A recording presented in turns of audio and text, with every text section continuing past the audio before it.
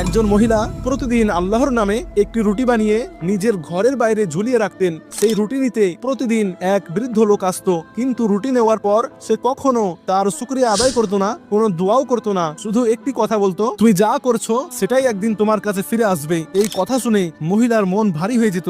তার মনে হতো লোকটি শুকরিয়া আদায় করার বদলে অদ্ভুত কথা বলে চলে যায়। ধীরে ধীরে তার ভিতরে বিরক্তি জমতে লাগলো। একদিন শয়তান তার মনে কুমন্ত্রণা ঢুকিয়ে দিল। তিনি ভাবলেন, এই ঝামেলা আজই শেষ করব। তিনি রুটির ভেতরে বিষ মিশিয়ে দিলেন, কিন্তু রুটি ঝুলাতে যাওয়ার ঠিক আগ মুহূর্তে তার হৃদয় কেঁপে উঠলো। তার মুখ থেকে বেরিয়ে এলো, আস্তাগফিরুল্লাহ, আমি কি গুনাহ করতে যাচ্ছি।